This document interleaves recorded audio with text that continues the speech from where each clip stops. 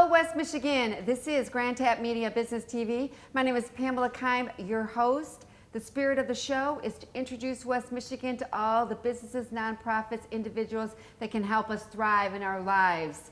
We are recording today out of the Grand Castle Library, which is the jewel inside the Grand Castle, which is located in Granville, Michigan. It is the second largest castle on earth. We want to thank Roger Lucas, who designed and built the Grand Castle, for allowing us to do our show out of here today. We have a very special guest for you today, and I think it's providential that she's coming to the castle, which is an accomplishment for somebody that has worked many years to build his dreams. And of course, we all have dreams, but we sometimes don't know how to get there. But we soon realize it is, as you get older, as I am, I will say a little older, that you realize some of the littlest decisions that you make in your finances have the biggest outcomes later in life. And I want to welcome today, as my very special guest, is Melissa Myers, who just wrote the book Go Rogue. She's sitting right here, Unconventional Financial Strategies for Women. She wrote the book today to help women deal with their finances, to plan for their future. Maybe they have a dream, maybe they have some emotional issues they need to get over. They just need to take charge of their finances, and she is here today to share with us what impact that will have on their lives. So I want to welcome Melissa Myers today. Thank you for being here. Yes, thanks for having me. Okay, today most of us have money issues. We don't want to talk about money. We grew up not talking about it, or it was negative. Or we were raised that we shouldn't want it because, you know, it's the root of all evil. Right. But yet we all love having it. We all love living in nice neighborhoods. Most of us lived in even though it was very blue collar I grew up with, it was very charmed. I had water, I had all my needs met. But as I was going through and talking to you and talking to other people in finances, we find out that we have a lot of hang-ups on money. Absolutely. And that is what's blocking us. So I want you to talk about your book, why you wrote it, and maybe there was something that happened when dealing with women that you realized this is the problem. They just really need help. Yeah, great. So thank you. Thanks for having me, and thanks for allowing me an opportunity to share with the audience about financial matters. I wrote it, and I use the title Going Rogue because that's always been my way I operate. I try to think, like, how can I accomplish something? And sometimes to get to the answer, we have to think outside of the box. It's not just a cookie cutter. I know. It's not just performance in the market. There are so many more details, starting with mindset. And that's why I say unconventional financial strategies, because we have to get our mindset right in order to get the results that we ultimately really truly want. Right. And so this is already a bestseller. You said that. You know what I mean? I'm excited about that for you. Second book, #1 bestseller. Yeah. For this one.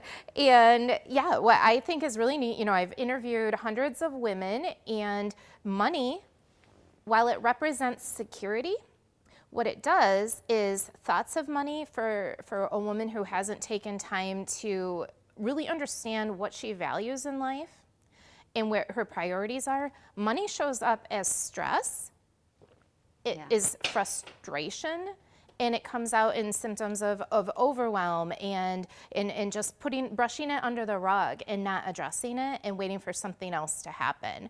And even for women who are blessed to have tons of money, plenty of money that they can never spend, oftentimes the emotion, the trigger that they get is a trigger of guilt. They feel guilty and burdened. Why do we feel, is it because we were raised to feel guilty about money? A lot of that, I think, stems, yes, from family of origin issues or spousal issues, especially in widows. I see that show up quite often. I work primarily with single women who are the financial decision makers in their households, and it's a weight to carry. You know, they'll say, "Oh God, I just feel like it's all on my own shoulders," and I don't want that burden. So I step in. I do the heavy lifting, but the heavy lifting starts with a conversation. What are you looking for in the conversation? when you're sitting there, are you asking them to share how that would look? I call you up, right? Yeah. I think, you know what, something may be blocking me, or something. I don't want what my parents. A lot of us don't want to be in the same situation. Well, a lot of times there's an event that triggers someone to reach out and make that initial appointment. Okay. If I'm meeting with a woman who maybe she just became divorced, she just became widowed, she's single again, she's always been single, but something happened where she's like, Right. oh my gosh, I need to make sure I'm taken care of because it's all on me. If you're in that position, I have a conversation with you that starts out with, tell me about what you would like to accomplish today. And immediately it goes then to the reason, oh, I came here because I want to make sure I'm on track for retirement. I don't want to be a burden. If you're feeling like that and we're having that conversation, that's great. I begin to ask you questions about, at the end of the day, if money was no issue, you had plenty of money, what would you be doing with your time? Who would you be spending your time with? Because it comes down to our relationships. We want to invest our time, spend our time with our family, the people we choose to bring into our life. Right. Because that's more important than all the money in the world, right? Right. And women, all of the hundreds of women that I've interviewed, they want their freedom, and that the security that money represents is their freedom, it's their independence. And what 99% of you all want to do is have the opportunity to travel. Yes. And have those experiences, and I'm seeing a shift away from having things, and things are good, Yes. I like a nice car, I like nice handbags or shoes or whatnot. I like experiences too, and that's what my clients like. They want to have freedom, they want to go places, they don't want to be trapped or burdened. And sometimes if you're feeling like you want to do something but you can't, like, oh, I want to hire a personal trainer, but I can't because that's too expensive. Well, is it really? So I help sift through and take the things that they want and what you find are important to you, your money, and marry them together and help you strategize and prioritize if it's really in your best interest to do it. What are the ramifications of not doing something that you want to do? Correct. And what other strategies? And sometimes it's a connection. Maybe I just need to introduce my client to somebody who can put all the cogs in the wheel and make everything happen, kind of like how I met you. Yeah, really, we did meet that. Okay, so we don't like to talk about money, we don't talk about religion, we don't talk about money, and we don't talk about, what is the other three things you don't talk Politics. about? Politics. Yeah. We all know where that politics is, you know what I'm saying? But now that, I see this as we get older, we start seeing the gap for people that prepared. Yeah. And let's talk about these young women. You're gonna be looking out to the world of these young women, right? They're starting to make some money, even if if you can't take care of the small amount of money that you get, and how that's supposed to look, how much, you know what I'm saying? Oh my gosh. And then to the bigger. If I could, from the time that a woman starts making money, even if she's 14, 15, if I could just give her all the guidelines, if she would come and follow my teaching, she will be so financially well off and have security and have confidence. Right. Because a lot of times women can end up getting into situations that don't serve them. Correct. And are actually very destructive and harmful because they don't have confidence to use their money in a way that will empower them to make their own decisions and be stable on their own right. Right. So there's the financial piece, but then there's also the psychological, emotional confidence and empowerment piece. And you probably have you've observed people who have money but they're miserable. I mean, Scrooge, we all know about I don't the know novel that with many Scrooge. people, Melissa, that are miserable. I see them off, having opportunities. Yeah. I think so. An example being, I want to share an opportunity, okay? Yeah. You get a call and look, we have this great opportunity to go to Hawaii. We got the greatest deal. We're going to get this big, huge house. This is the occurrence that I've seen happen. We have this big home that's going to be available for all of us, whatever, and you just need to buy, your ticket. And it's going to be a trip of a lifetime. Now you look at your finance, you're not prepared for anything. That's what I'm saying. Those kind of Yeah. And these are older people that had the means, and we're not talking somebody that's 20. But I mean, and I looked at that and I said, you know what, this could be great. And she says, we don't have the money. You know, we didn't put that much. You know, normally people, when they think of a trip, they spend years of planning for it, or a year putting it away. But what I see is people that have put themselves financially in a situation, I just see some more opportunity comes their way and they're like, we're going to take it. And it's a deal. You know what I'm saying? Yeah. And I see other people like, you know what, I can't get on. I think that's why we kind of watch the shows like Kardashians. They plan for Vegas in a different way than you and I would. You know what I'm saying? We look on the line. They're taking the PJ. Yeah, they're gonna. Do you understand? So, you know, you wrote the book, so I'm gonna go through some of the questions. I mean, what made you? Let's talk about. Tell us what you woke up and you said what when you did you. I know we went over it, but let's just go over it one more time. You know what? And you know that one size does not fit all for women. That's but what right. did you see? I mean, when you were out, because you are a huge networker, I see you out there. And people were sharing when they heard that you were in finance. What were they saying to you that you're like, okay, you know what? I need to do something about this. Yeah. Well, it depends on, I guess, a lot of times the situation, the circumstances. A lot of my clients come to me through word of mouth and referrals because they've seen and observed and they know somebody, you know what I mean? And then there's that connection. So there's that piece that comes because they've seen what I've done personally and have witnessed my transformation and they feel connected to it. There's something in what they've observed that resonates with them. And what is your transformation? When did that all start?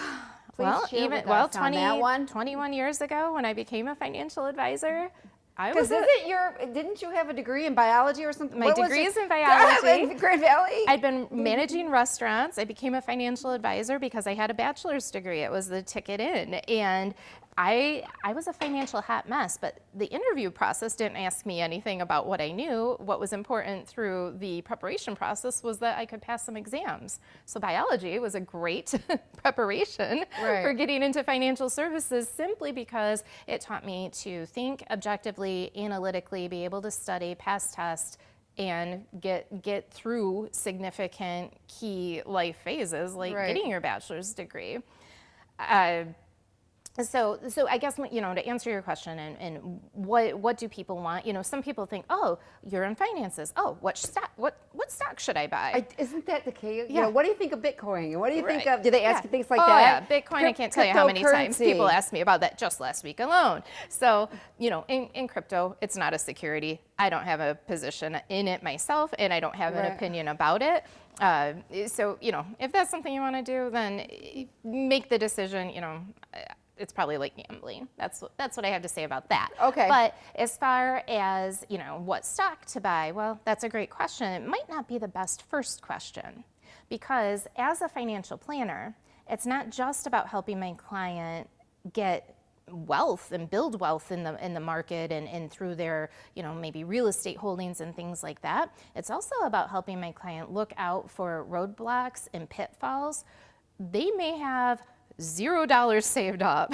They may have tons of credit card debt. Putting money into the market probably isn't their best first step. It's probably not going to give you the return on investment you're looking for, right? Or, I mean, it could, but at what cost? Because you don't have the behaviors and the mindset, the financial foundation. So I help people kind of plug in the holes. Usually when someone comes to me, you know, at 40, 45, 50, 60, they've got some behaviors and patterns that probably are good, but there's also some that might need to be shifted a little bit.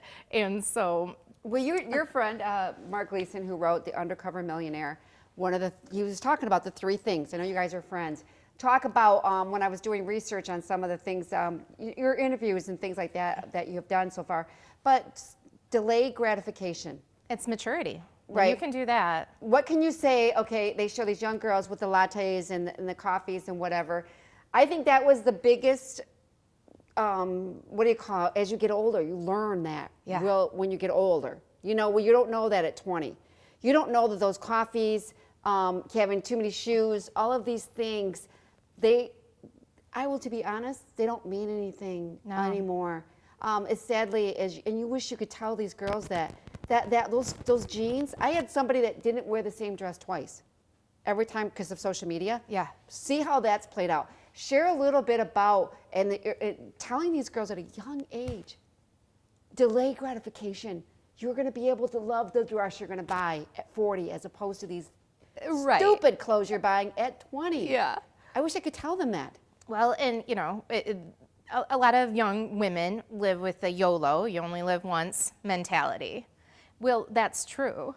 Right. But what if you live a long time? We're all going to, I guess people are saying we're going to live to be 100, 110 in years to come. In my financial plans, I run the longevity out to at least 100. And I have a few clients that they have grandparents who have lived well into their 90s and hundreds. Right. So, you know, you're going to work a long time. You potentially could be retired even longer. Right. And so it's important to have that nest egg. It's important to have investments. It's important to know the kind of lifestyle that you want to live throughout your life.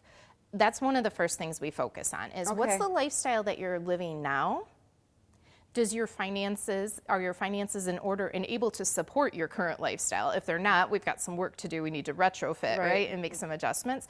And then for older women, mid 30s, 40s, 50s, and beyond, you don't want to go backward in lifestyle, right? Right. We want something better or at least the same. And so you have to kind of peel back the layers of the onion to uncover at the end of the day what makes you happy. What are the trade-offs you're willing to make? Are you willing to trade your latte or your shoes for some stability later? Because I have not had anyone tell me in an interview that they don't care about money.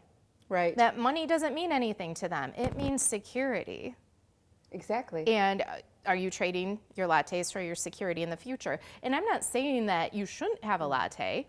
And just like a famous financial person who's on the radio, he tends to say, you know, never lease a car. Right. You know what? If you want your dream car, right. If you want your dream car and all of your finances are in order, go for it. Right. Because you do only live once. Yeah. As long as you're not shortchanging yourself or self-sabotaging from your long-term goals and objectives and the things that you value. Correct. That's my thought. Well, that's what I'm saying. These young girls that are becoming mothers are focusing. You understand that you're a mother. Yeah. Start focusing on that child you brought into the world, or a couple children. And I tell them, I'm like, don't give it all your money towards everything. Put some aside. You know, you deserve it. Even if you're a home mom, right? Or you're homeschooling. I know a lot of people that are doing that now. Yeah. $25 a week when you come in, whatever you're able to, it's gonna pay off. Yeah, you're 25, you know what? In 20 years from now, you're gonna be thanking yourself. Absolutely. Because the kids really don't realize explain that a little bit, where these young girls are not putting anything away, or young women are not putting away for retirement. Even if they are home moms, they're not putting anything away for them in the future. And I'm seeing that. I go, put 25, I don't care what it is, put 10. Right. Can we start with 10? Tell us. Say I came to you and I'm a complete mess going at 25. back to your point about the delayed gratification. We've heard, and hopefully young girls that you've heard, that it's important to pay yourself first. Right, okay. And that means just taking a little sliver, a few dollars, at whatever time frame you want to establish, and having the discipline, the maturity, not to spend it, is going to behoove you in the future. It's a discipline. It's just like taking a walk every night after dinner, or anything else that we do for our own physical fitness. Like brushing your teeth. Yes, exactly. We don't see the benefit to 6 to 8. You know what I'm saying? When you got all your pearly whites and you're 90, Yeah. it was the reward for doing your teeth brushing and flossing all along your whole life for decades, right? Exactly. So, just being able to shift some money into a pot, maybe it's the envelope, maybe it's the cookie jar, maybe it's the bank or an investment. It will behoove you down the road because you will have something. Grandma said you need to save for a rainy day. Right, it's true. I teach save for a sunny day. To your point about being able to say yes to an opportunity of a lifetime, going to Hawaii, I teach that you should have multiple bank accounts. Okay. Not necessarily a paper envelope for everything. But if you have these electronic envelopes, you can systematically put money into them so that you have money available when you need it for fun things like taking a trip to Hawaii or Europe or whatever, wherever you want to go. Like if you just keep putting a little money away periodically and you do it as an automatic transfer, when you look up, you're going to have thousands of dollars in there. With everything going electronically, let's talk about the book a little bit because we don't want to get off that.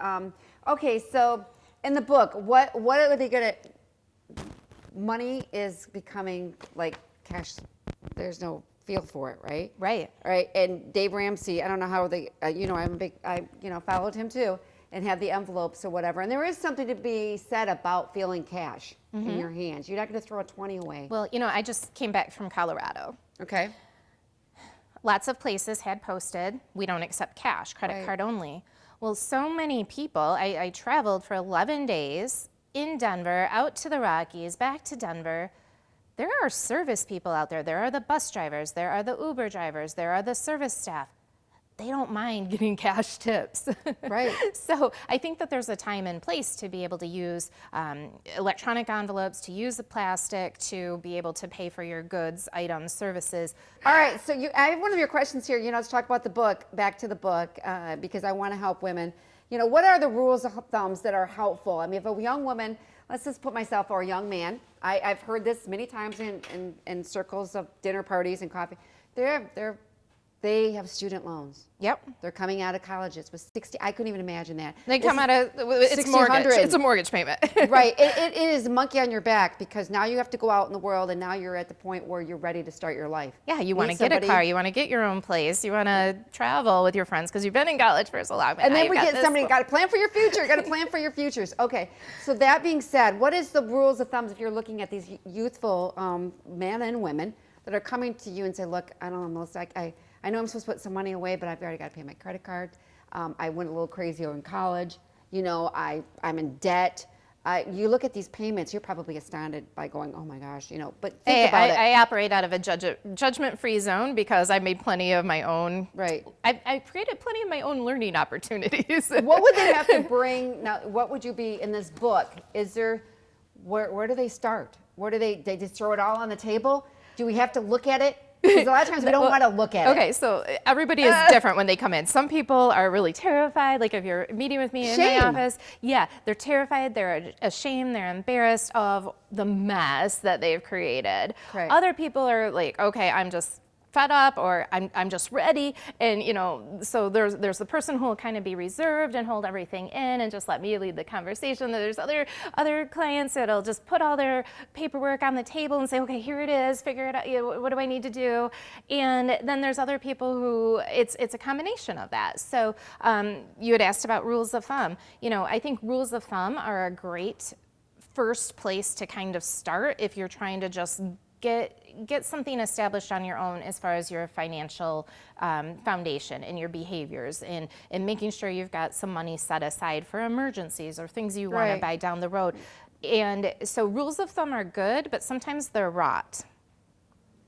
Rules of thumb, R-O-T. Oh, okay, okay. Take, for instance, somebody who's 18 and just, out of high school or just 22 out of college, their situation is way different than a 45 or 50-year-old woman, right? Mm-hmm.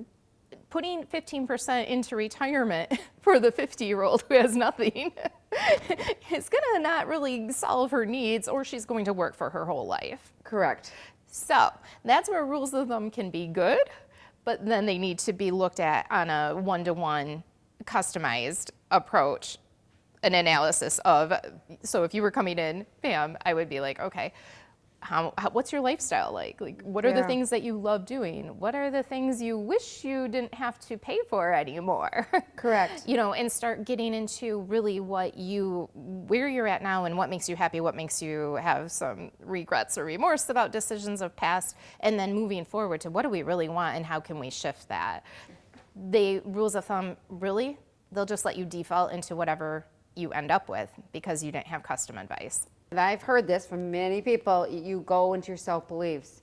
Money is supposed to not be available. It doesn't come easily to me. Our family never has. You know what I'm saying? Yes. Those self-beliefs that you self-taught, talk yourself into. And then once you start, we talked about this before the interview, about just by writing a letter to money. Like, I hate that I have to worry about you all the time. I hate that it takes so much to live in a nice neighborhood. You know, I hate that my parents fought about you all the time. Yeah. A lot of us don't realize in this letter that we're going to share what our real beliefs are on money. Money's the root of, you know, I was taught in school or in church, money's bad, rich people are evil, and you don't experience that when you go out in the world. You don't experience what you've been taught. I was really surprised on most people I know that are, you know, here I am sitting in the castle. Built this thing, Roger Lucas, you know, and he started building, you know, doing homes and then apartments and build up. He wanted to do this. It took him 40 years. But you understand that when you're dealing with people, you start now, I want to live in a beautiful home out in Cascade. Okay, well, how long will that take? Right. You know, with your income and your lifestyle. Because I remember somebody saying to me, you either sit down and change your habits, or you will never get out of this house. And it was a starter home. Yeah. Which was true. And somebody gave you a gift by having that conversation with you. I wasn't happy with it. Yeah. Because I didn't think it was me. Yep. I didn't think it was my habits that were causing that, right? Well, who wants to admit when we made a mistake? I don't like being wrong. I don't want to be told or called out, but God, I can look back and see the value in those words of wisdom. And, you know, you can't change everything overnight. You know, I have a friend who quit drinking, smoking, and wanted to start working out like all at one time and couldn't maintain. Right. That's a lot to put on yourself. You can only take one big thing at a time. Once it becomes a habit, great, then you can layer on and add something new. So upgrading from a starter home, it doesn't happen instantaneously, but I will tell you, I have someone that I know that I work with who rented for several years and just paid cash for a very nice home. You know, is there anything before we end this here? We got the book and we'll have you back because I really do think finance is something that we just need to look at with open eyes and make changes for the future. And you and I being more seasoned, older, we realize the benefits of these little decisions. But what else can you, real quick, how do they get the book soon? And what one advice would you give some of these, besides give you a call, you know, and how they reach you? But what would you give advice when people are sitting there listening to this going, I don't even know where to start? Okay, so you can get the book at askmelissamyers.com. That's askmelissamyers, MYERS.com. The book's available there for pre-order through the website. My first book is also there, Journeys to Success Volume 9, as well as some of my coaching courses. Yeah, I saw that. So that's a great way to get in the loop. You can also book a 10-minute call with me. Zoom call, phone call, we can do that. And the tip that I would say is that if there's something that has been running around in your mind that is something that you should do, that you've been telling yourself, yeah, I should do it, even if it scares you, because the things that are most worth doing are the things that are at the forefront, the hardest to do, but they're the most rewarding. So get outside of your comfort zone and do something that scares you. And my advice is to go do exactly what she says. Follow people that have achieved success financially and has those in order. And I will tell you, you'll have a peace of mind if you put those things in order. Face them now, because it doesn't get any better.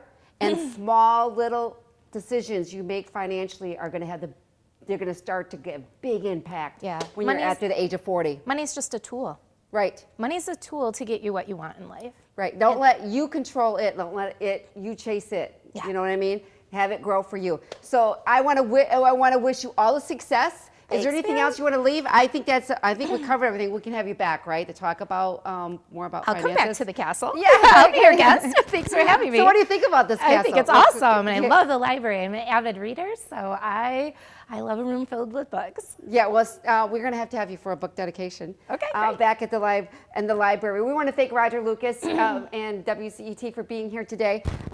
We want to wish Melissa Myers all the success in her new book and her mission to help women and men handle their finances and prepare for their future. My name is Pamela Keim from Cant Media Business TV, and we will catch you next time. Take care, everyone.